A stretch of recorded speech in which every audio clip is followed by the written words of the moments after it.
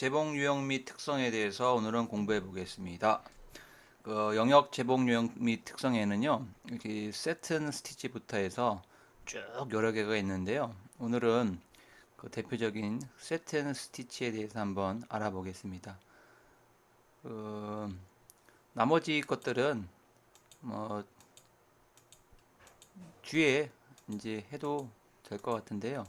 그래서 오늘은 일단은 세트만 먼저 하고 나머지 것들은 다음 시간에 또 계속 알아보겠습니다. 가장 많이 사용하는 게 이제 세트 스티치니까 이제 먼저 나와 있을 거고요. CF에 보시면은 여기 이렇게 선택할 수가 있습니다. 세트부터 해서 쭉 상당히 많은 것들이 있는데요. 이것들을 이제 알아보겠습니다. 매뉴얼에서는 지금 페이지 331페이지부터 나옵니다. 세트 스티치 같은 경우에는 뭐 이 속성에 대해서 여러 가지 자세히 많이 나와 있습니다. 이 페이지에 걸쳐서요. 세튼 스티치를 쭉 해놓으면요, 뭐 필 스티치 같은 경우에도 보면은 뭐 세튼 스티치를 참조해라 이렇게 다 나와 있습니다. 그래서 세튼 스티치를 정확하게 알고 계신다면은 나머지 부분들은 뭐 손쉽게 알 수 있지 않나 싶습니다.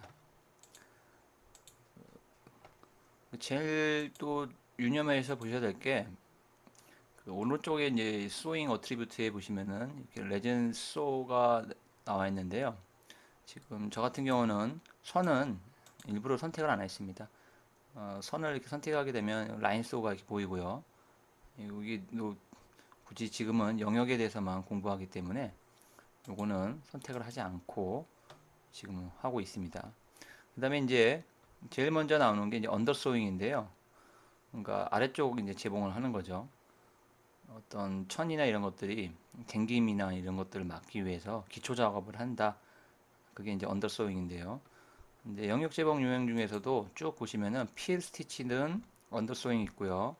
프로그래머블 필 스티치도 언더소잉이 있지만 나머지 것들 뭐 파이핑부터 해서 이런 것들은 언더소잉이 아예 활성화되어 있지 않습니다. 뭐 그 이유는 이렇게 쭉 우리가 확대해 보면은 재봉 자체에 언더소잉이 들어가게 되면은 뭐 이걸 우리가 유효과를 보기 위해서 했는데 언더소잉 선이 들어가면은 전혀 이제 엉뚱한 결과물이 나오기 때문에 이제 세 가지 영역 재봉 유형 중에서도 certain, 필, 그다음에 프로그래머블 필 스티치만 언더소잉이 있다. 이렇게 개념을 잡으시면 됩니다. 새로운 창을 갖고서 한번 다시 보겠습니다. 쉐이프를 하나 불러오겠습니다. 언더소잉을 이렇게 체크해 주시면은 이제 확대가 안 되니까 이제 잘 안 보이는데요. 확대를 해 보시면 언더소잉 체크를 해제하면 밑에 없죠. 선택을 누르면 이게 이제 언더소잉입니다. 기본적으로 이 재봉 방향이 한쪽 방향만 이제 될 때, 즉 지금 우리 화면에서는 대각선이죠. 이 방향으로 지금 이 방향으로만 한쪽 방향으로만 지금 이게 돼 있습니다. 그런 경우에는 언더소잉 중에서 이 두 가지만 이렇게 활성화되고요. 그다음에 여러 방향선이 있을 때는 이 아래 것까지 다 이제 활성화가 됩니다. 프로그램을 뭐 이렇게 만든 이유는 굳이 밑에 것까지 단일 방향일 때는 뭐할 필요가 없다 이렇게 이해하시면 될 텐데요. 매뉴얼 잠깐 보시면은 그래서 이제 단일 재봉만 있을 때는 싱글이라고 하고요. 그다음에 더블 이 두 가지만 있는데 이 싱글은 이렇게 생각하시면 됩니다. 엣지 온이라고 해서 이제 가장자리만 이렇게 언더소잉을 하는 게 있습니다. 거기다가 지그재그 이 두 가지를 합치면 싱글이 되고요. 그게 이제 요겁니다. 이거 똑같은 겁니다. 그놈하고 이건 똑같고요.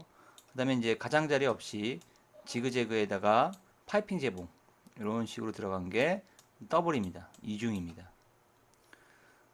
그래서 결과적으로 이제 단일 재봉일 때는 이 두 가지만 쓰고 이 두 가지도 얘네들 세 가지를 조합해서 만든 거다.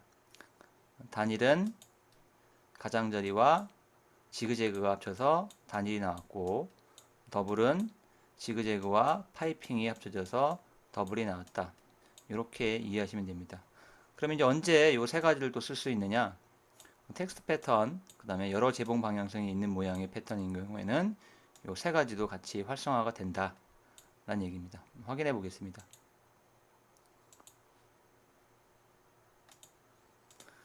제일 먼저 텍스트 한번 써보겠습니다. A. 그리고 이제 소잉 어트리뷰트에 들어가시면요, 이렇게 다섯 가지가 전부 다 활성되어 있는 것을 확인하실 수가 있습니다. 이거를 가장자리만 해볼까요? 그리고 한번 보겠습니다. 지금 가장자리 하고 들어갔고요. 가장자리 하고 들어간 거고, 가장자리 들어가고, 가장자리 들어가고, 이렇게 되어 있는 것을 확인하실 수가 있습니다. 뭐 지그재그도 마찬가지겠고, 그 다음에 파이핑 이것도 마찬가지겠죠. 그리고 이제 또 한 가지 눈여겨볼게요. 글자가 만약에 되게 작아졌다, 작아진 경우 한번 보십시오. 한 줄만 지금 나왔죠. 보시면은 이렇게, 그러니까 이렇게 생각하시면 됩니다. 어떤 패턴이 작으면은 이 언더소잉을 프로그램이 알아서 지정해 준다. 글자가 크면은 여러 줄이 나오겠죠. 여러 줄이 나오고, 이렇게 지금처럼 보이시죠.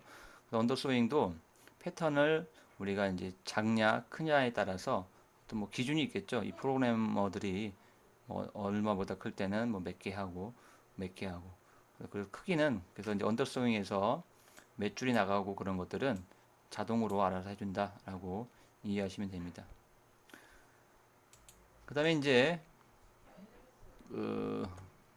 여러 재봉 방향선인데요. 쉐이프에서 우리가 이제 여러 어떤 걸 불러오더라도 다 단위 방향으로 이렇게 됩니다. 그래서 이제 이 세 가지가 이제 활성이 안 되고, 요거를 확인하기 위해서는 그 쉐이프에서 매뉴얼 펀칭입니다. 뒤에 또 나올 겁니다, 아마. 우리는 아직 배운 적이 없는데요.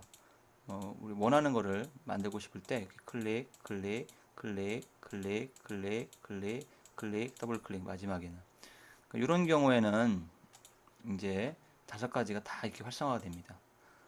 아무래도 이제 이 사용자들한테 선택폭을 넓혀주는 게 아닌가라는 생각이 듭니다. 매뉴얼 펀칭 할 때는 다섯 가지를 다 쓸 수 있다. 여기까지 하시면 됩니다. 그 다음에 또 그 페더라고 해서요. 페더는 뒷부분입니다. 그리고 여기 보시면 또 이 언더소잉도 밀도가 있습니다. 현재는 라이트인데요. 미디움으로 하고 또 이제 달라지고요. 댄스 하면 달라지는데, 지금 얘는 지금 변함이 없죠. 언더소잉에 대한 변화가 없습니다. 그러면 다른 거 불러오겠습니다. 그리고 여기서 이걸로 하겠습니다. 이걸로 더블로 선택해 놓고요. 이 크기가 너무 작아서 아마 그럴 겁니다. 좀 크게 하고, 요게 이제 라이트입니다. 좀 상당히 크죠. 이거를 미디움으로 누르면 좀 더 돼 있고, 댄스 하면은 빽빽하게 들어가 있는 거예요. 그러니까 언더스윙도 밀도가 있다. 그러니까 이제 원하는 품질의 어떤 그걸 원하서는 댄스를 조정해 주시면 된다. 이렇게 이해하시면 되겠습니다. 그 다음에 이제 나오는 게 이제 댄스티입니다. 요거는 이제 언더소잉에 대한 밀도가 아니라 재봉에 대한 세트 스티치에 대한 밀도를 말하는 거고요. 지금 상당히 좀 빽빽한 상태고, 기본값은 4.5입니다. 여기 이제 4.5 상태고요. 언더스윙을 한번 없애 보겠습니다. 보이면은 쭉 보이시죠? 쭉 눕히면 갈수록 촘촘하게 이제 바뀌는 걸 확인하실 수가 있습니다. 그 다음에 이제 요 숫자를 바꾸는 방법은 이렇게 클릭을 이렇게 해주셔도 되고, 커서라고 해서 이렇게 이제 깜빡이는 게 커서라고 부르는데요. 여기다 두고 키보드에 보시면은 방향키, 위로 가는 방향키, 그 다음에 아래로 가는 방향키가 있거든요. 그거를 이용해서도 쉽게 바꿀 수 있습니다. 방향키를 이렇게 누르면 이게 바뀌는 걸 확인할 수가 있죠. 뭐 마우스로 누르는 것보다도 여기 좀 더 빨리빨리 바로바로 확인할 수 있는 방법이 아닐까라는 생각이 듭니다. 그다음에 이제 밑에 그라데이션이 있습니다. 그라데이션은 선 재봉 특성에서 했기 때문에 그라데이션은 이제 생략을 하기로 하고요. 그 대신 이제 그라데이션에서는 그라데이션을 할 수 없는 조건이 세 가지 있습니다. 첫 번째는 이제 재봉 방향이 이제 오토로 놨을 때, 두 번째는 이제 텍스트 패턴, 세 번째는 깃털 모양 가장자리가 지정된 경우입니다. 확인해 보겠습니다. 제일 먼저 오토인데요. 이제 방향이라고 해서 좀 이따 배울 텐데, 방향은 우리가 원하는 방향을 이렇게 마우스로 이렇게 해주셔도 되고, 키보드로 선택을 하셔도 되고, 클릭을 이제 하셔도 되고요. 디폴트 값은 이제 45도입니다. 이거 이제 오토로 하게 되면은 얘가 이제 이 그라데이션을 비활성화됩니다. 이런 식으로. 근데 오토를 할 때 매뉴얼로 한번 다시 놓고요. 만약에 오토를 누르게 되면은 보십시오. 이제 긴 쪽이 있고 폭이 여기가 이제 이쪽 폭하고 이쪽 폭이 있습니다.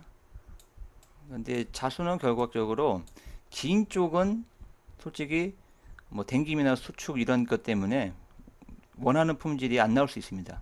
그래서 항상 오토를 우리가 선택하게 되면은 프로그램에서는 짧은 쪽으로 이제 방향을 정해준다. 이걸 꼭 아셔야 됩니다.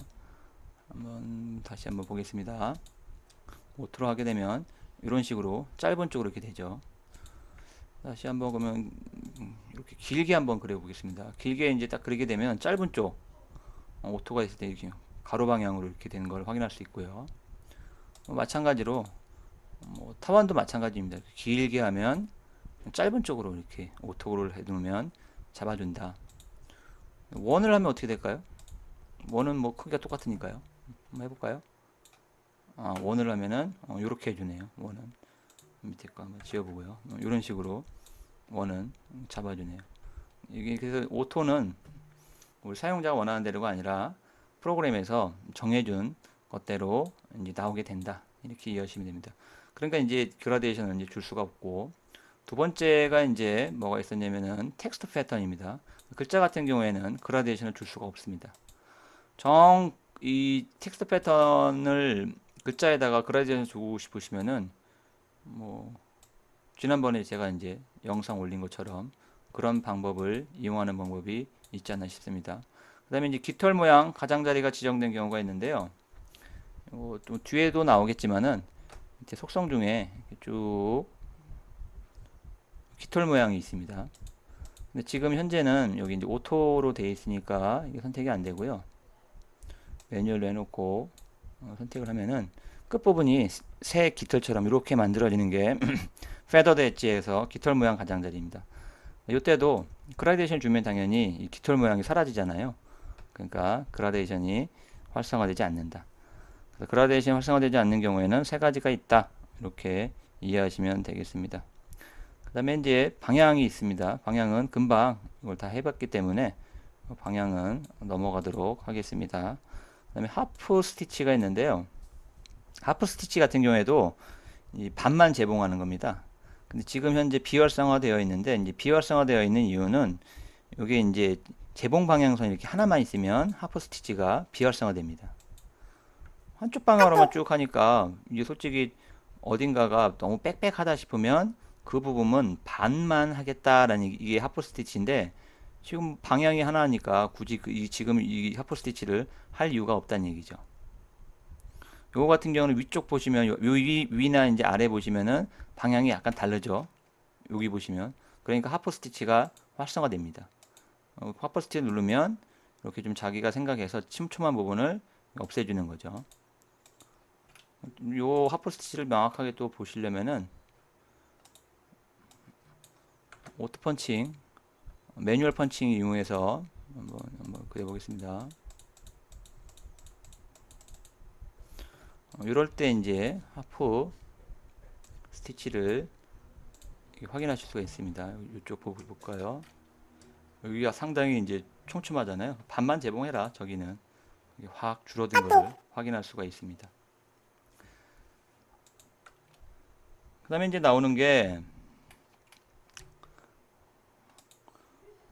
러닝 스티치입니다. 러닝 스위치는 원으로 한번 해보겠습니다. 원으로 탑원으로 이제 매뉴얼로 일단 해놓고요. 러닝 스티치는 이제 시작점과 끝점이 이제 있거든요. 항상 재봉을 할 때는 시작점이 있고 끝점이 있습니다. 시작점과 끝점을 이제 항상 시작점에서 시작을 하고 끝점에서 맞춰야 됩니다. 이 컴퓨터가 이제 그렇게 이제 돼 있으니까요. 그래서 이제 시작점과 끝점이 이제 같은 경우에 한번 해볼게요. 첫 번째 거 같은 경우에는 인사이드 오브 레전에서 영역 안쪽으로 이제 넘어간 다음에 이제 재봉이 쫙 되는 겁니다. 눈으로 한번 확인해 보겠습니다. 시뮬레이션으로 넘어갔죠. 요게 이제 그 인사이드 오브 레전입니다. 일로 갔다가 다시 여기까지 멈추고 위에서 다시 옵니다. 그러니까 결과적으로 보면은 우리는 뭘 할 수 있냐면은 요 지점에서 이제 시작을 해가지고 여기로 휙 안쪽으로 갔다가 재봉하고 오고요. 또 여기서 마쳤습니다. 즉, 요 점이 시작점하고 끝점이다 라는 걸 우리가 알 수가 있는 거죠. 그리고 이제 두 번째 거 보시면은 이렇게 이제 along outside outline이라고 해서요. 윤곽선을 따라 쭉 가는 겁니다. 보시면은 요 안쪽에 있는 요 선이 보십시오. 요 안쪽에 있는 요 선과 요 선이 윤곽선 따라서 쭉 바뀌는 걸 볼 수 있습니다. 이런 식으로. 여기가 시작점이 이렇게 갔다가 쭉 하고 그 다음에 이제 밑에를 하겠죠. 한번 보겠습니다. 쭉 따라갔다가요. 재봉을 하고 아래쪽으로 또 쭉 가겠죠. 끝나면 아래쪽 갔다가 다시 옵니다. 그래서 여기서 맞춥니다. 그 다음에 또 뭐가 있냐면 on outline이라고 해서요. 세 번째 겁니다. 이걸 딱 누르면요. 이제 안쪽도 아니고 아예 그 바깥 선과 일치를 해가지고 이동합니다. 그러니까 바깥선 이제 박음질하는 그 부분에 이제 딱 정확히 위치해가지고요. 이렇게 이제 빠지게 됩니다. 이게 이런 생각이 들더라고요. 정말로 이제 좋은 품질, 자신이 원하는 품질의 자수를 이용할 때 러닝 스티치를 어떻게 넣느냐에 따라 달라지고, 근데 왜 여기를 이제 시작점과 이제 끝점을 이제 맞추느냐가 또 대두되는 문제인데요. 이거를 우리가 바꿔 한번 보겠습니다. 셀렉트에서 보시면은 마지막 부분이 있는데요. 셀렉트 엔트리 exit 포인트입니다. 여기 보면 영역이니까 R로 시작하고요. 레전. 그리고 R1이 시작점이고요. R2가 끝나는 점입니다. 얘를 좀 분리를 해보겠습니다. 분리를 여기 얘가 이제 R1의 시작이 위로 넘어가잖아요. 그러면 이거를 여기다 딱 갖다 대는 거죠. 이쪽 갖다 대고 R2는 이쪽에다 갖다 대는 겁니다. 요렇게 이런 경우에는 이제 아무리 여기 있는 인사이드 오브 레전 영역 안쪽을 선택해도 뭐 해볼까요? 시뮬레이션 보십시오. 그게 없습니다. 그러니까 이제 시작점과 끝점이 일치하니까 이제 얘가 이제 일부러 끝으로 이제 갔다가 오는 거고, 시작점과 끝점을 우리가 손으로 이렇게 이제 바꿔주면은 이렇게 맞춰서 이렇게 딱 바꿔주면은 뭐 그런 선 자체가 아예 생기지 않는다라는 거는, 이거는 좀 알고 계시면은 좋은 품질의 자수를 얻을 수 있지 않나라는 생각이 듭니다. 그게 이제 러닝 스티치 패스입니다. 그 다음에 이제 풀 컴펜세이션이 있는데요. 요거를 확인하기 위해서 0.3이잖아요. 일단은 셀렉트를 바꿔 놓겠습니다. 바꿔 놓고 쭉 올려 보겠습니다. 우리 눈으로 확인이 안 되죠. 지금 현재 이거를 확인하기 위해는 좋은 방법은요. 선을 하나 집어 넣고요. 선 색깔이 너무 밝네요. 그 다음에 이제 이거를 직사각형으로 하겠습니다. 보기 좋게요. 그리고 이제